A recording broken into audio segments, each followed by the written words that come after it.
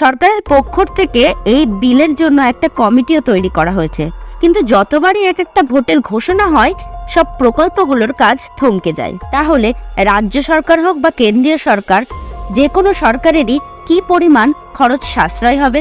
Hello viewers, আমরা প্রায় সকলেই এখন জেনে গিয়েছি যে আমাদের কেন্দ্রীয় সরকার আগামী 18 থেকে 22 সেপ্টেম্বর স্পেশাল পার্লামেন্ট সেশনের ডাক দিয়েছেন। এরপর থেকেই একটা গুঞ্জন শোনা যাচ্ছে যে এই স্পেশাল সেশন ডাকা হয়েছে ওয়ান নেশন ওয়ান ইলেকশন, মানে এক দেশ এক ভোটের বিলকে পাস করানোর জন্য। স্পেশাল সেশন শুরু না হলে বোঝা সম্ভব নয় এই সেশনে কি হতে চলেছে। সেটা সময় স্পষ্ট হয়ে যাবে। বর্তমান ভারতের আইএনডিএ মানে সরকার বিরোধী জোট এখন থেকে এই বিলের বিরুদ্ধে হাঁটতে শুরু করেছে। বর্তমানের আইএনডিএ জোট এবং আমাদের বর্তমান কেন্দ্রীয় সরকারের জোট মানে এনডিএ, এদের মধ্যে আগামী লোকসভাতে কে বেশি শক্তিশালী সেই নিয়ে একটা ডিটেলস ভিডিও আমরা বানিয়েছি, যার লিঙ্ক ওপরের আই বাটনে নিচের কমেন্ট বক্সে দেওয়া থাকলো। আজকের ভিডিওতে আমরা জানার চেষ্টা করব যে এই ওয়ান নেশন ওয়ান ইলেকশনটা আসলে কি, এটা হলে কারোর কি লাভ হবে বা কি ক্ষতি হবে, বা জিনিসটা আসলে কি। আসুন জানা যাক। যারা আজকে আমাকে প্রথমবারের জন্য দেখছেন তাদের জন্য বলে রাখি, আমি মৌমিতা, আপনারা দেখছেন unboxing fact. Welcome to our channel. যারা এখনো আমাদের চ্যানেলটিকে সাবস্ক্রাইব করেনি তারা অবশ্যই সাবস্ক্রাইব করে দেবেন আর পাশে থাকা বেল আইকনটি অলে প্রেস করে রাখবেন। আর যদি এই ভিডিওটি আপনি ফেসবুকে দেখে থাকেন তাহলে আমাদের পেজটি অবশ্যই লাইক করে দেবেন। 2014 সালে নরেন্দ্র মোদী ক্ষমতায় আসার পর থেকেই সরকারের অনেক মন্ত্রীর মুখে এই ওয়ান নেশন ওয়ান ইলেকশন কথাটা অনেকবার এসেছে। এতদিন পর এসে 2024 লোকসভা ভোটের আগে এই এক দেশ এক ভোট নিয়ে আবার চর্চা শুরু হয়েছে। সরকারের পক্ষ থেকে এই বিলের জন্য একটা কমিটিও তৈরি করা হয়েছে এবং প্রাক্তন রাষ্ট্রপতি রামনাথ কোবিন্দকে এই কমিটির অধ্যক্ষ বানানো হয়েছে। আপনাদের বলে রাখি, এই ওয়ান নেশন ওয়ান ইলেকশন নিয়ে দেশের মধ্যে চর্চা 1999 সালের আগেই শুরু হয়েছিল।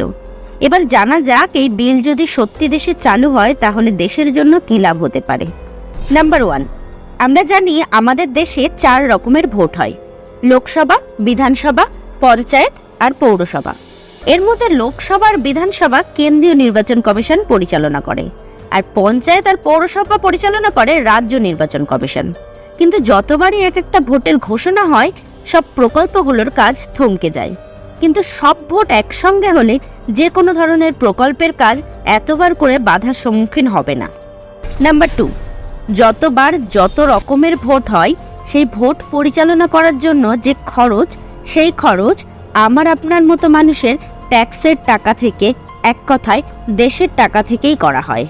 আর এই খরচের পরিমাণ কীরকম থাকে তার একটা উদাহরণ হিসাবে বলি, 2019 লোকসভা ভোটে প্রায় 8 বিলিয়ন মার্কিন ডলার খরচ হয়েছিল, যা বিশ্বের ইতিহাসে সর্বোচ্চ।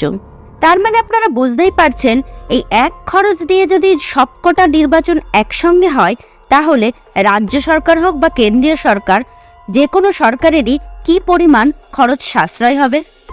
আমরা আগেই বলেছি যে কোনো রাজ্যের বিধানসভা ভোট আর দেশের লোকসভা ভোট পরিচালনা করেন কেন্দ্রীয় কমিশন, আর কোনো রাজ্যের পঞ্চায়েত ভোট আর পৌরসভা ভোট পরিচালনা করে রাজ্য নির্বাচন কমিশন। তাই একসঙ্গে 4 রকমের ভোট হলে সেটা কেন্দ্রীয় নির্বাচন কমিশন পরিচালনা করবে, সেটাই স্বাভাবিক। কিন্তু সেক্ষেত্রে রাজ্য নির্বাচন কমিশনের কি ভূমিকা থাকবে সেটার উত্তর সময়ই বলবে। এবারে জানা যাক, কোনোদিন কি আমাদের দেশে লোকসভার বিধানসভা ভোট একসঙ্গে হয়েছে? স্বাধীনতার পর 1952 সালে যখন দেশে প্রথম নির্বাচন হয়েছিল তখন লোকসভার সব রাজ্যের বিধানসভা ভোট একসঙ্গেই হয়েছিল। তারপর 1957, 1962, 1967 সালেও একই সাথে লোকসভা আর সব রাজ্যের বিধানসভা ভোট হয়েছিল। কিন্তু রাজনৈতিক টালবাহানার মধ্যে 1968 সালে উত্তরপ্রদেশে সিপি গুপ্তার সরকার পড়ে যায়। তাই 1969 সালে উত্তরপ্রদেশে আবার বিধানসভা নির্বাচন হয়। এই প্রথম দেশের কোনো রাজ্যে আলাদা করে বিধানসভা ভোট হয়। 1969 আর 1970 সালে আরও কিছু রাজ্যের বিধানসভা ভেঙে যাওয়ার জন্য আলাদা করে ভোট হয়। 1971 যুদ্ধের পর লোকসভা ভোট সময়ের আগেই করে দেওয়া হয়, যার ফলে একসঙ্গে লোকসভার বিধানসভা হওয়ার যে রীতি সেটা ভেঙে যায়।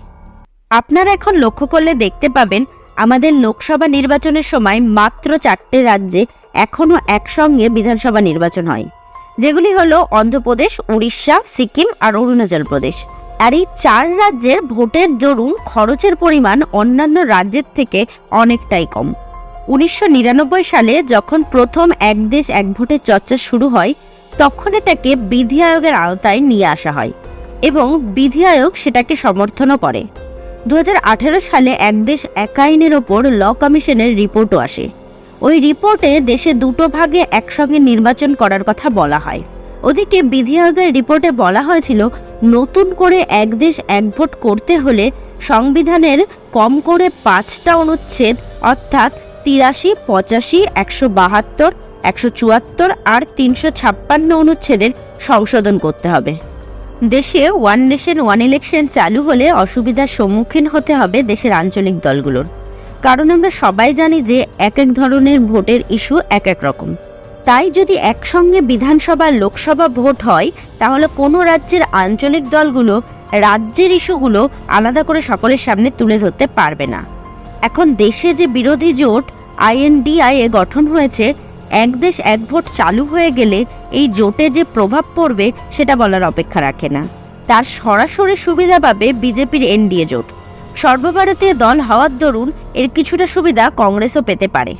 পার্লামেন্টের স্পেশাল সেশনে কেন্দ্র কি এই বিল সত্যিই আনতে চলেছে, সেটার জন্য আমাদের আর কিছুদিন অপেক্ষা করতে হবে। আজকের ভিডিও তাহলে এখানেই শেষ করছি। এক দেশ এক ভোট নিয়ে আপনাদের কি মতামত সেটা অবশ্যই কমেন্ট করে জানাবেন। ভিডিওটি ভালো লাগলে লাইক শেয়ার করে দেবেন। আর এরকমই ভিডিও আরও দেখতে চাইলে সাবস্ক্রাইব করে আমাদের পাশে থাকবেন। ভালো থাকবেন, সুস্থ থাকবেন, সাথে থাকবেন।